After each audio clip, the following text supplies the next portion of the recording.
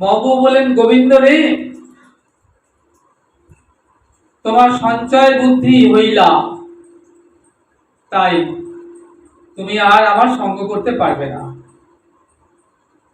তোমাকে এইখানে এই অগ্রদ্বীপের নির্জন স্থানে থেকে যেতে হবে, তুমি আর আমার সঙ্গে এগোতে পারবে না। অমনি গোবিন্দ ঘোষ মহাপ্রভুর চরণে এসে লুটিয়ে পড়লেন। লঘু পাপে তুমি আমাকে গুরুদণ্ড দিলে, আমি তোমাকে ছাড়া কেমন করে থাকবো? আমি যে গৌর ছাড়া রহিতে নারী, গৌর ছাড়া আমি কেমন করে থাকবো? আমার মন প্রাণ যে গৌরময়। গৌর নাম অমিয় ধাম, পীড়িতি গৌর গাথা, জীবনে গৌর মরণে গৌর, গৌর নয়নের তারা, আবার শয়নে গৌর স্বপনে গৌর, গৌর গলার হারা, গৌর বিহানে নাবাচি পরাণে, তাই তো গৌর করেছি সার। ওগো গৌর বলে যাহোক পরাণ, কিছু নাহি চাহিয়ার। গৌর ধর্ম গৌর কর্ম গৌর বেদের সার, ওই গৌর পদে প্রাণ সবিছি গো, গৌর করিবে পার। আমি গৌর ছাড়া কেমন করে থাকবো? আমার দেহ মন প্রাণ যে গৌরময়। হে গৌর হরি, তুমি আমাকে লঘু পাপে গুরুদণ্ড দিও না। আপনি কি করলেন? গোবিন্দ ঘোষ ছুটে গিয়ে গৌরের চরণ দুটি বক্ষে জড়িয়ে ধরলেন, বলছেন, এটা আমার সম্পদ, আমি কিছুতেই রাঙা চরণ ছাড়বো না। এই প্রসঙ্গে আমার একটা কথা মনে পড়ে গেল।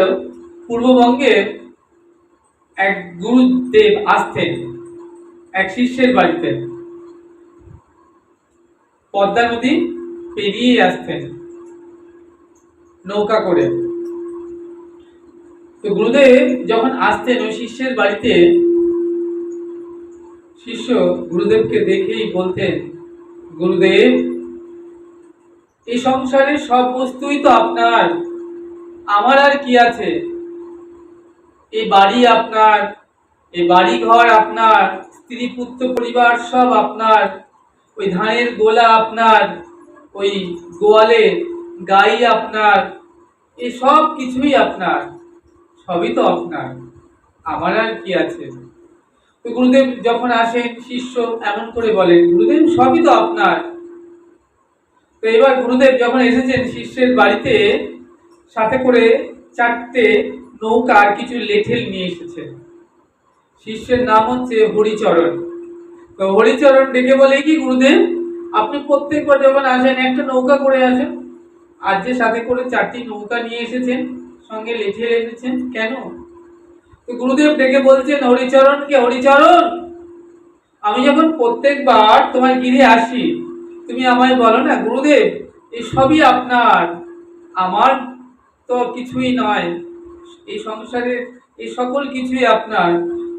তা হরিচরণ, আমি ভেবে দেখলাম নিজের জিনিস অন্যের কাছে ফেলে রাখা ভালো কথা নয়, তাই আমি আমার জিনিস নিয়ে যাব, আমার সঙ্গে করে আমি ঠিক করে এসেছি।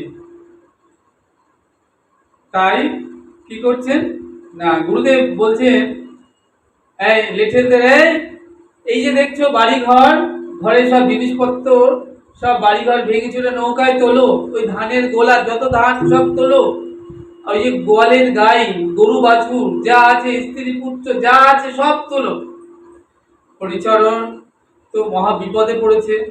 হরিচরণ গুরুচরণে এসে বলছে, গুরুদেব, এটা তো আমি বলেছিলাম, এটা কথার কথা, সবাই বলে গুরুদেব আমার আর কি, সবই তো আপনার,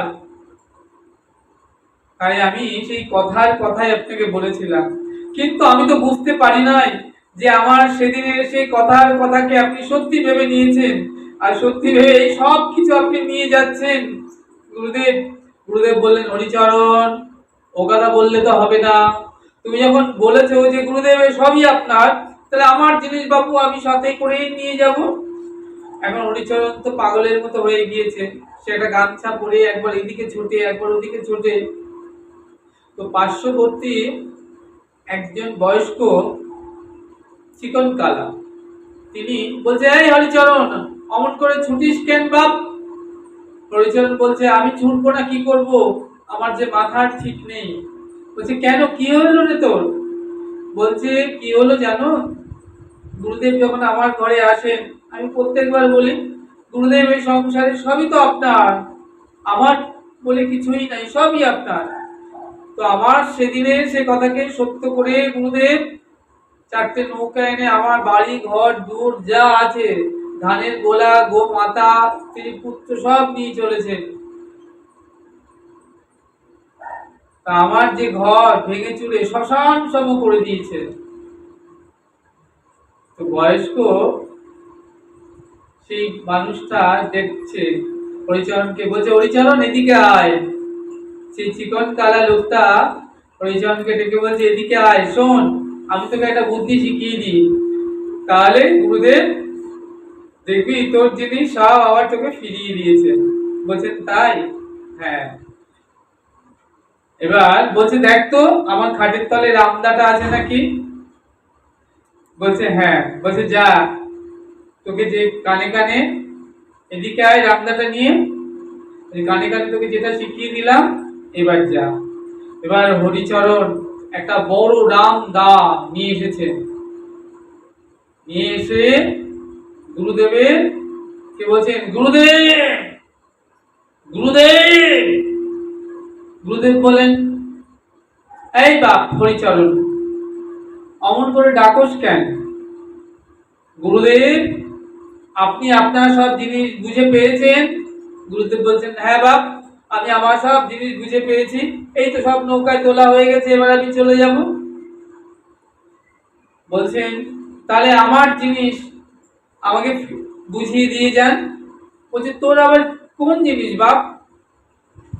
বলছেন, শিষ্যের একমাত্র সম্পদ, আপনি যেমন আপনার সম্পদ ফিরে সবকিছু বুঝে পেয়েছেন, তাহলে শিষ্যের একমাত্র সম্পদ হলো গুরুচরণ।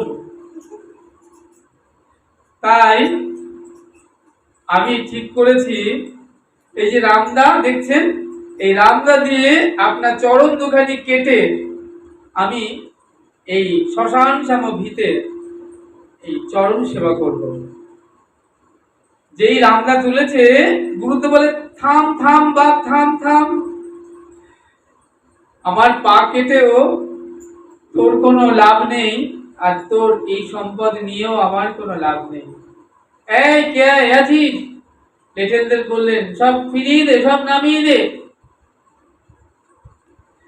এটা পূর্ববঙ্গের একটি ঘটনা, আলোচনা প্রসঙ্গে মনে পড়ে গেল। তা বলছেন, প্রকৃত যদি শিষ্য হতো, তাহলে সে কি বলতো? সে বলতো, গুরুদেব, আপনি বাড়ি ঘর নিলেন, ধানের গোলা নিলেন, গাভী নিলেন, সব সম্পদ নিলেন, তাহলে আমাকে কার কাছে রেখে যাচ্ছেন? আমাকে নেবেন না? দীক্ষাকালে শিষ্য করে গুরুচরণে আত্মসমর্পণ, সেই কালে কৃষ্ণ তাকে করে আত্মসম। তাহলে আমি তো দীক্ষাকালে আমার দেহ মন প্রাণ ওই রাঙাচরণে সমর্পণ করে বসে আছি। তাহলে শিষ্য কথার অর্থ হচ্ছে আত্মজ। তাহলে আমাকে কার কাছে রেখে যাচ্ছেন? আমাকে সাথে নেবেন না? অনুরাগী শিষ্য হলে এমন কথা বলতেন। তাই আজকে গোবিন্দ ঘোষ বলছেন গৌরসুন্দরকে, গৌরসুন্দর চরণ দুখানি, গৌরসুন্দরের চরণ দুখানি বক্ষে জড়িয়ে ধরে, এটা আমার সম্পদ, এটা আমি ছাড়বো না। মহাপ্রভু বললেন, গোবিন্দ রে,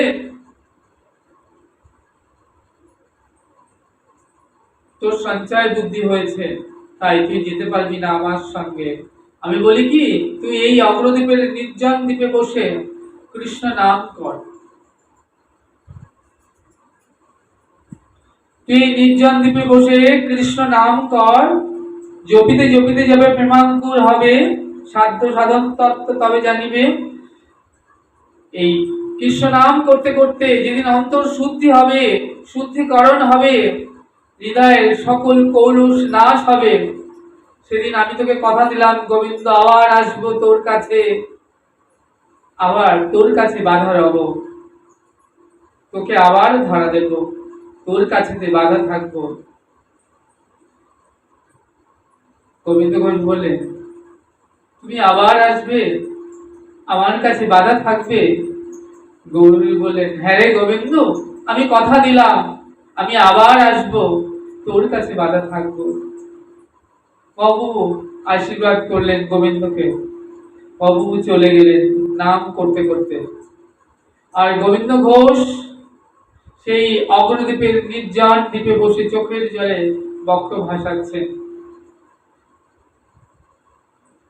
দেখতে দেখতে এখানে কুটির নির্মাণ করেছেন গোবিন্দ ঘোষ। কুটির নির্মাণ করে তিনি কৃষ্ণ নাম করছেন।